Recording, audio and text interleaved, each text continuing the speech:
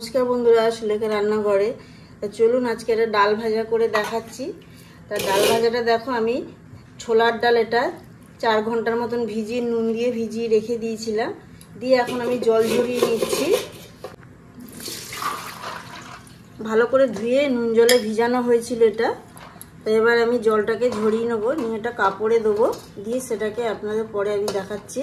জলটা ঝরে যাক, একটু মেলে দিচ্ছি, দিয়ে ফ্যানটা চালিয়ে রাখলে 10-15 মিনিটের মতো দিলে জলটা টেনে নেবে। কিন্তু জল থাকলে এটার উপরে তেলে দিলে তেলটা ছিটাবে প্রচণ্ড।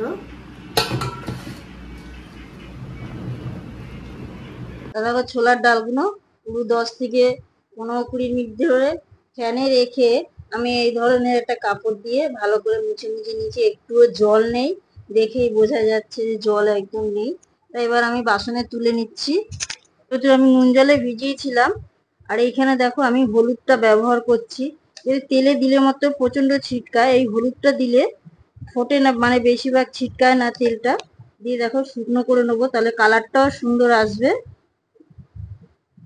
একটু মাখিয়ে নেবো, মাখিয়েছি কত সুন্দর হয়েছে, জল একটু নেই বোঝা যাচ্ছে।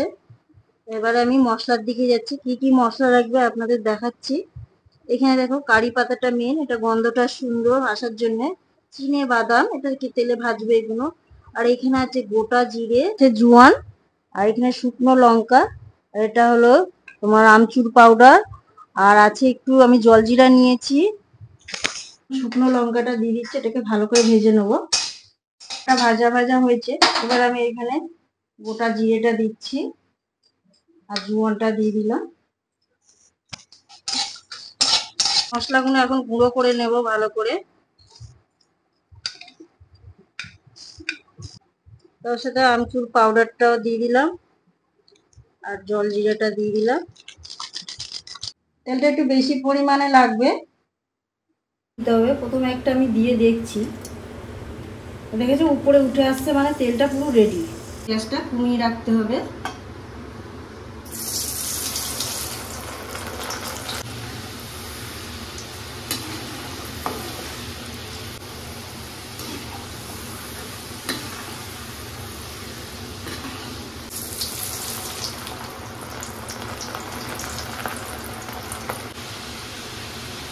উপরে উঠে আসছে, যেগুলো ভাজা হয়ে যাচ্ছে।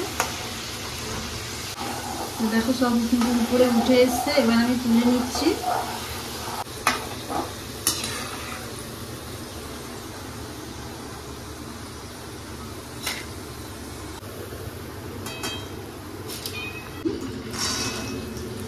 বাদামগুলো ভাজা হয়ে গেছে, দেখো আমি বাদামগুলো তুলে নিচ্ছি।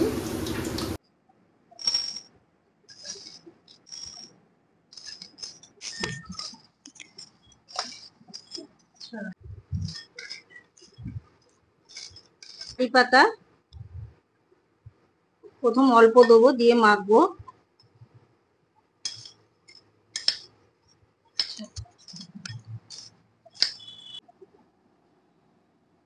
দেখো ডাল চানাচুর পুরো রেডি হয়ে গেছে। আর দেখুন ঘরে বানিয়ে খান, এই খুব সহজে তাড়াতাড়ি একটা মুখরোচক খাবার তৈরি হয়ে যাবে ঘরে। আর দেখে যদি ভালো লাগে তো প্লিজ আমাকে সাবস্ক্রাইব করে, লাইক করবে আর কমেন্ট করে জানান কেমন হলো ডাল চানাচুরটা।